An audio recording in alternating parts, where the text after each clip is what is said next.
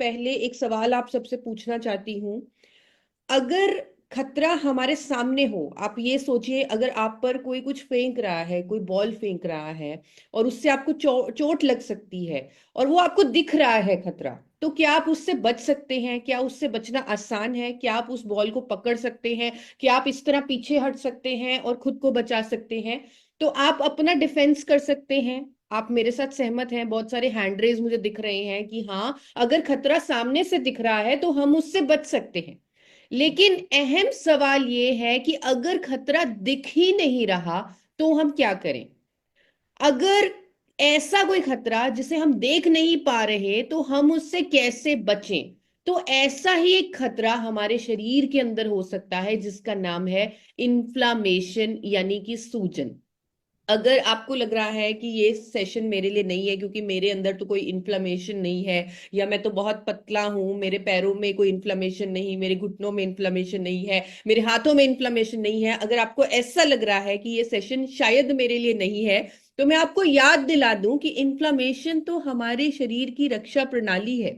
जब बचपन में कभी हम गिर जाते थे, चोट लगती थी, तब हमारे उस एरिया में या तो रेडनेस हो जाती थी, या फिर वो एरिया थोड़ी देर के लिए सूज जाता था, वहां पर इन्फ्लेमेशन हो जाती थी और वो ठीक हो जाता था। और ये सारे साइंस जो हैं, ये हमारे शरीर में हो रही इन्फ्लेमेशन के हैं, जो अच्छी है हमारे लिए, क्योंकि भगवान ने हमारे अंदर डिफेंस मैकेनिज्म बनाकर भेजा हुआ है कि अगर बच्चे को कोई चोट लग जाए, अगर बच्चे को कोई भी प्रॉब्लम हो जाए, तो उसके अंदर व्हाइट ब्लड सेल्स बैठे हुए हैं, वो उसे ठीक कर देंगे।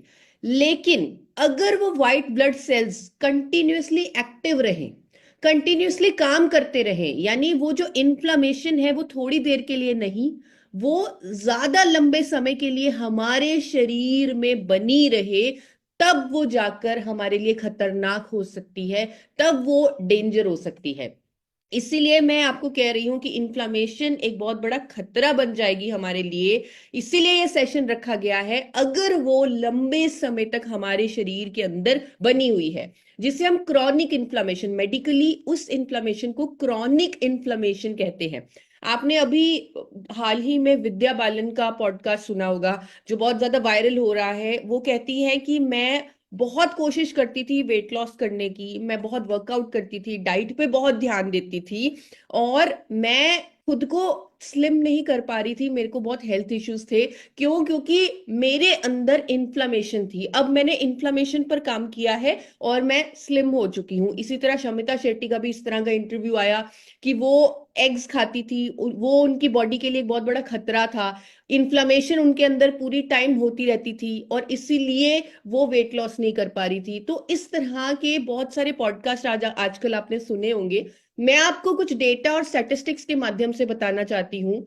स्टडीज कहती हैं कि कैंसर केसेस में 25% केसेस जो हैं कैंसर के, वो क्रॉनिक इन्फ्लेमेशन की वजह से होते हैं। शरीर में बहुत लंबे समय से इन्फ्लेमेशन बनी हुई है और इस वजह से व्यक्ति को कैंसर हो गया, ये बीमारी हो गई।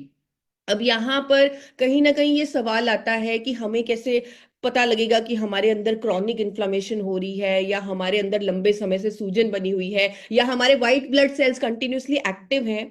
अब ये कैसे पता लगेगा? इसका कोई भी सेट रूल नहीं है, इसके सिर्फ टेस्ट होते हैं जिसके बारे में मैं आगे जाकर आपको बताऊंगी। लेकिन हमारी बॉडी हमको साइन देती है, कोई ना कोई सिग्नल देती है, उसे पकड़ना जरूरी है। हम कई बार कुछ ऐसा खाते हैं जिसे हमारी बॉडी एक्सेप्ट नहीं करती, उसे खतरा समझती है, जिसके कारण व्हाइट ब्लड सेल्स एक्टिव रहते हैं। हमें कई बार टॉक्सिन एक्सपोजर हो जाता है जिसकी वजह से हमारे व्हाइट ब्लड सेल्स पूरे टाइम एक्टिव रहते हैं। तो बहुत सारे ऐसे कारण हो सकते हैं जिन्हें पकड़ना मुश्किल है, लेकिन टेस्ट एक अच्छा माध्यम है। और अपने लाइफस्टाइल को, जिस तरह गुरुकुल के सेशंस हमेशा यही बात प्रमोट करते हैं कि आपकी डाइट ऐसी हो, आपका लाइफस्टाइल ऐसा हो जिसके कारण आपको इन्फ्लामेशन हो ही ना, तो उस पर भी हम बात कर